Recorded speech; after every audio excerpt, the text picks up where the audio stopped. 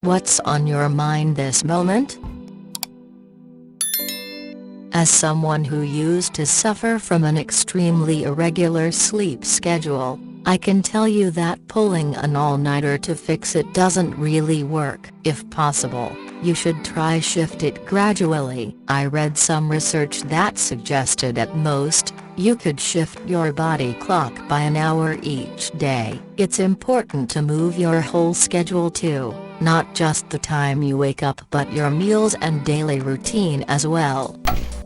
I'll be honest friend, it really is the little things in life that make it worthwhile, and figuring out what to do with your life to give it purpose is something that truly sucks, especially with all these ideas on social media of what an ideal and perfect life should be. If I may offer a couple pieces of advice, and you can take it or leave it. After all, I'm just a guy saying shit on the internet, take it with a pinch of salt. First, don't look for a job in something you love. This is an absolute fantasy in my opinion, and it's either you see too far behind the curtain to love it anymore, often an issue with game designers or those that work in media, because all you start to see are the flaws, or you make what you love turn into work. I suggest finding something, if you can, that's just agreeable, something you don't hate, and maybe even like just fine, but something where you can just put it down at the end of the day and feel like you earned your paycheck that day. I know nothing about you at all, of course, but there's nothing wrong with just dipping your toes into different jobs to figure out what's what. I assume you're young, so you have plenty of time to do it. There's nothing at all, aside from a massively falsified reality presented by social media, that says you're a failure if you don't have a job, marriage, kid, house and dog by the time you're 30. You live your life, the only one you have, on your terms. Secondly, let's loop back to what I said before. Giving your life purpose is the single biggest and longest running question in the human race. From the moment we had self-awareness, there's seldom been a human that says what do I do? And the answer is pretty much whatever you want to do. Think about what you like, what you do in life that fills you up to the brim with contentment. Not happiness or joy, those are fleeting emotions, but true contentment. Turn towards that, and pursue it. Maybe it's cooking, maybe it's collecting stamps, maybe it's raising kids, maybe it's making the perfect slice of toast. I don't know. And you know what? It's okay to have millions of these little things to add up to that feeling. That's what life is, and you can do whatever you want with it. It's yours, you're the big cheese, you're the top dog, you're the sperm that won. The only way you will ever fuck up in life is if you do yourself the disservice of comparing it to others, or don't live it because you haven't found the almighty purpose that everything tells you to. That's my wisdom, thin and poor it may be. Take it easy on yourself, no one's got this shit figured out, and absolutely none of us are getting out alive. Live your life and find that contentment, and I promise you that even if it's just for a second, it'll be worth it. I feel fortunate as an average millennial to have learned this in my very early 20s. For the last 13+ years I've done precisely what I want to do at the time I want to. I've gone back to college, had a management position with a company where I was third from the top and had a team of around 175 people. Pure luck, by the way, had nothing to do with any hard work I had done. I've shoveled literal elephant shit, been shoulder deep in oil and grease. Currently I'm self-employed and running my own retail store. I'm very content and have been for a long time. When you're content with your 9-5, it makes it very easy to happy with the rest of your time. If you think it's time to move on, it's exactly the time to move on. I don't mean to be rude, but if it's been a decade, Maybe more time isn't what you need. You might need to start talking and asking for help understanding your relationship and yourself. And I say this as a man whose wife left him out of the blue. If there is one thing I could go back in time and ask of her, knowing what I know now, it would be, just talk, please. If you're feeling lonely, and you can implicitly feel its corrosive effects, I would prioritize finding good company to spend quality time with more than any other need in your life right now. Yes, more than food, more than money or a job, more than sleep. Loneliness is the silent killer. It will devastate your health, both mentally and physically. There was a study done several decades ago that concluded mammals require love and support more than almost every other basic need. Researchers presented monkeys with the option of food and water in a sterile concrete cage, or the option of a loving, warm caregiver but no food source. Overwhelmingly, one by one, the monkeys chose the option of a loving, safe, warm environment, something that modeled the mother, at the expense of food. If you think loneliness is a negligible issue that will take care of itself once you get everything else figured out,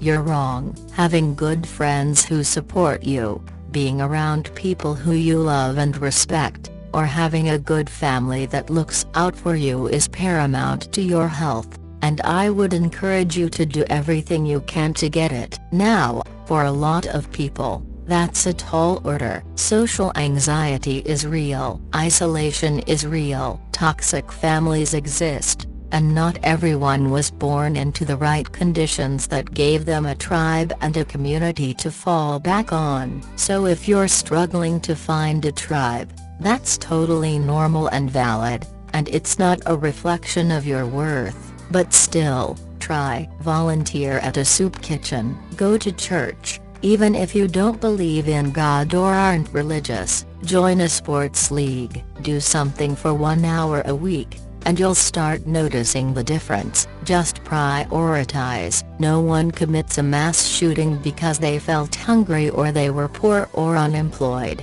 They do it because they're lonely. It's that serious, and I would encourage you to take it that seriously. Good luck. You'll get there. You can beat your loneliness. You are worthy of being loved.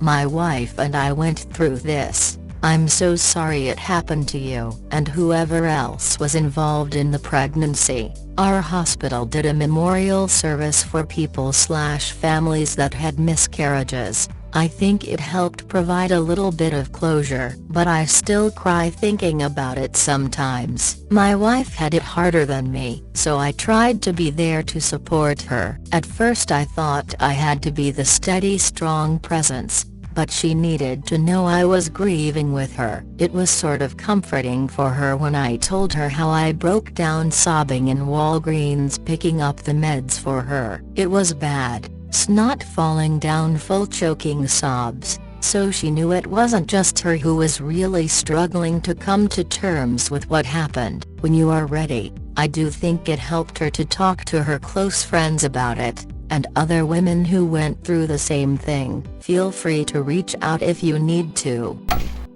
This response means more to me than I can even put into words. I'm so incredibly sorry that you had to go through this too. You suffered just as much of a loss. I see where you are coming from, of wanting to be the support person, but having your time to grieve is just as important. My husband has definitely been very emotional, something I've seen only a handful of times in the 10 years we've been together. But where you said it was comforting for her to see that, I totally feel that, because again, it's our loss, not just the woman's. Thank you for your transparency. It means the world. Fortunately, or should I say, unfortunately, more of my friends that have been pregnant have suffered a loss than those that have had success pregnancies, so I have them to talk with. I just am not sure when I'll be ready to have those talks more in depth, but I know they need to happen. I'm gonna offer you some unasked for advice, but try not to think your life is going to start at some future point. If you tell yourself, "I'll only be content once I achieve this or that," it can often be a disappointment once you achieve it. I did this with moving out of home and getting a boyfriend. They didn't quite make me as happy as I thought they would. I actually cried when I moved out because I thought I'd be much happier than I was once I actually did it. In my humble experience, I've found life is more enjoyable when you find smaller things that make you content or happy each day. Even if it's a good show to binge watch or a game you like or a walk outside every day. I'm pretty content now and just take it day by day. You may be completely different, but that's what I've found with several years in as an adult. Skin pockets. I reached into my skin like it had pockets and now I can't stop thinking about it. Imagine having pockets that you could put almost anything in. The sound of your ass cheeks could really clap. You can choose the placement and everything. You could never get robbed unless you were naked, and even so, they would have to try real hard to find something. People talk about the clap of your ass cheeks, but you could put bells in your skin pockets and every step you'd take, they jiggle, and that could be your mating call. Just a thought though. My GF of 5 years cheated on me, left me broken from the inside out. 2.5 years later I met the girl of my dreams, have 2 kids and a happy home, with the best friend I've ever had. It's crazy how fast you can move on when you find your person. My ex and I weren't happy and it took all of that heartbreak and soul searching to figure that out. It wasn't meant to be and I couldn't be more grateful for her cheating on me to have my kids and wife. You will get there. What's meant to be will be, my friend. Just keep going. There's always time. There's phone calls. There's Skype sessions, there's texts, and those can get you through until you can be together again. You have a right to expect it. Most people have periods where they can't see their partner, because life is a lot, you know. You'll find someone who will prioritize you enough to be willing to make concessions like that when times are hard. I'm sorry that person wasn't willing to do that ... but now there's room in your life for a person who will. This wasn't your fault, and you couldn't have done anything different. I really just want to die. I don't want to commit suicide. Just not be here anymore. I feel worthless. My ex left me 7 months ago out of nowhere and is already 4 months pregnant by her coworker. I work a dead-end job that's about to lay 300 plus people off to move us to Mexico. Yay capitalism. I do the same mundane shit every single day. Hobbies have no more interest for me and I'm not social enough to go out and have a good time. I end up sitting alone in a loud crowded bar most of the time.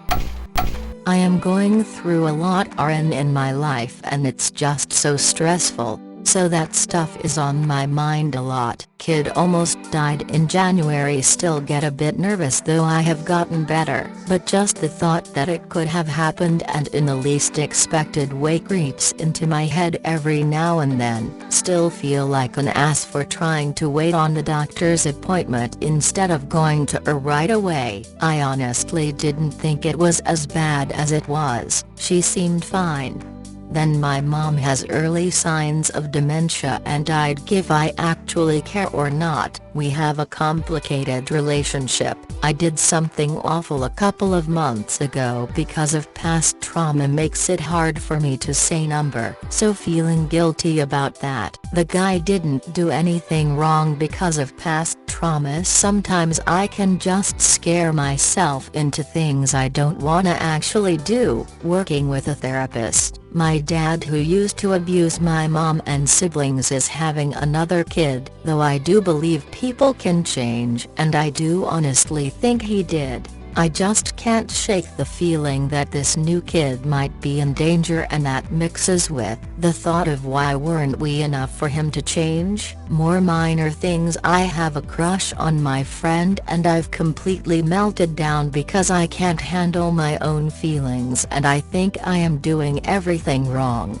And I honestly don't know what I want to do. I ghosted him cause it's the least stressful I can just cut, but I feel bad he's left without an explanation. I just don't have the words for it and I'm a bit too embarrassed. RN. And lastly, I feel like I am a burden on everyone. But on a positive note, one of my mom friends inspired me this morning. She and I talked and she mentioned some very big mistakes she made in her past. It surprised me cause how well she holds herself, so yeah, that's what's on my mind today.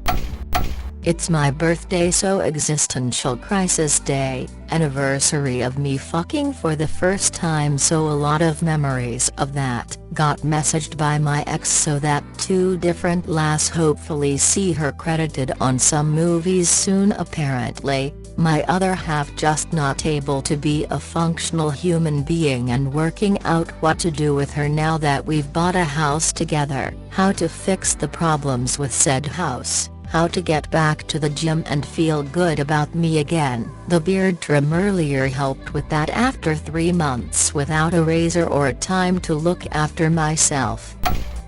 I work in IT, and it really feels like no other skill is valued lower than computer skills. Computers were invented in the 80s. Everyone who calls me has had 20-40 years to figure this shit out. Despite that, I am bombarded all day by idiot fucking boomers who chose to be ignorant and decided their incompetence is my problem. If your job requires you to drive a car, you are expected to have a license or they don't hire you. If your car breaks, you drive it to the mechanic during their hours of operation, and you pay them to fix it. But if your job requires you to use a computer, who fucking cares if you know how to use it? Don't worry, for some reason you're entitled to 24/7 support. You get that assistance by phone so you don't have to leave the house, and it doesn't cost you a dime. If it were up to me,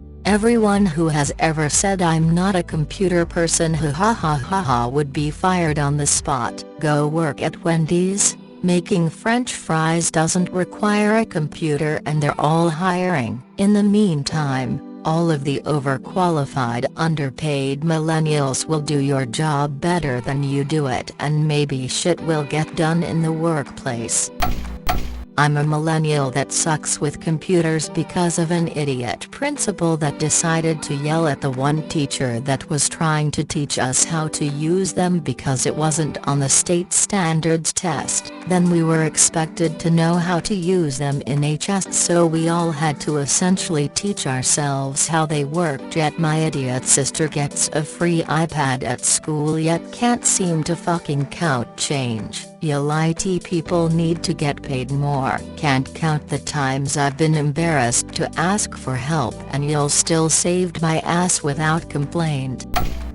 As a former support tech, as long as you are polite and honest about what's wrong and help us help you by doing the things we ask, turn it off and on, change a setting, etc., no tech worth their salt should ever have a problem with you being inexperienced. It's just part of the job. It's the pride in their ignorance that drove me and all my colleagues up the wall. That being said, there was even a woman in our office with that shitty attitude.